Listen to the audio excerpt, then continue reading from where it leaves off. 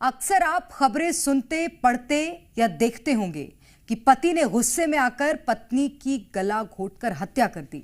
लेकिन हाल के दिनों में पतियों के खिलाफ पत्नियों की जानलेवा साजिश सामने आई है।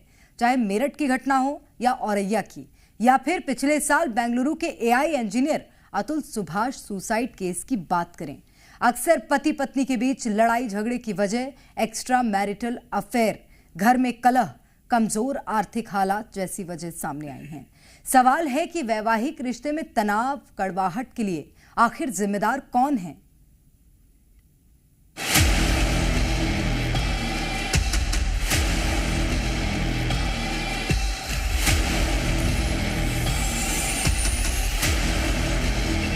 कातिल मुस्कान की चर्चा हर तरफ है। मुस्कान ने बॉयफ्रेंड के साथ मिलकर अपने पति सौरभ के टुकड़े कर दिए और फिर एक ड्रम में सीमेंट डालकर बंद कर दिया। अब औरैया से भी मेरठ जैसा मामला सामने आया, जहां लड़की ने शादी के 15 दिन बाद अपने पति की हत्या की।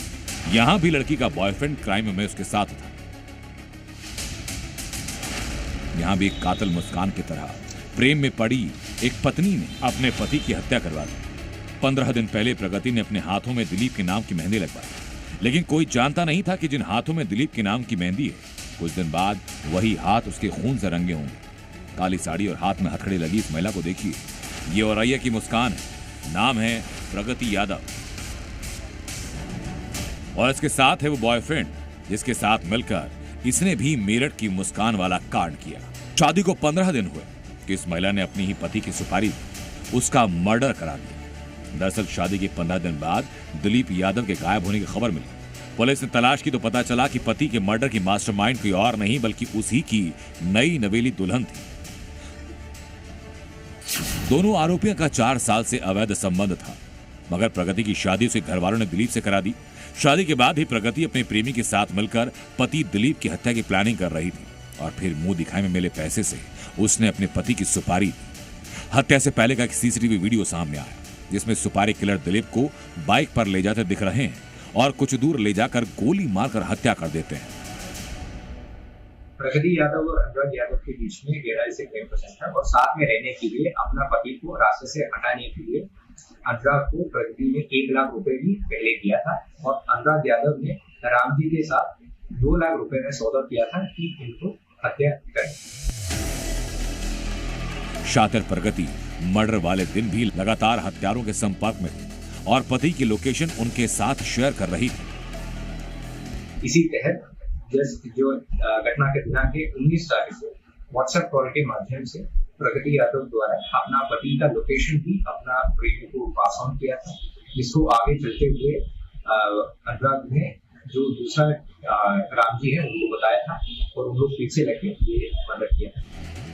आखिरकार रिश्ते को तार तार करने वाली औरैया की प्रगति का वही अंजाम हुआ जो मेरठ की मुस्कान का हुआ था। दोनों जेल में हैं। अब जरा ये 2 तस्वीर देखिए। पहली तस्वीर हरियाणा के हिसार की, तो दूसरी मध्य प्रदेश के सतना की। दोनों जगहों पर पति के साथ जुल्म हो रहा है और जुल्म करने वाली पत्नियां हैं। इस तस्वीर में मुक्के बरसा रही पूर्व वर्ल्ड चैंपियन बॉक्सर स्वीटी बुरा, जो खेल के मैदान में भले ही चैंपियन बन गए, लेकिन रिश्तों की फाइट में ऐसी उलझी कि पति से मारपीट की, वो भी पुलिस थाने के अंदर। वीडियो में स्वीटी बुरा पति का गला पकड़कर हमला कर रही है और वहां मौजूद लोग बीच बचाव कर रहे हैं। दिखाते हैं आपको मध्य प्रदेश के सतना की तस्वीर। यहां एक बेरहम पत्नी ने पति को पहले गला दबाकर बेड पर गिराया और फिर थप्पड़ों की बरसात की। देखिए मेरे को मार। अरे मैं क्या मार रही हूं? तो दूर चलो ना। मैं बता रही हूं।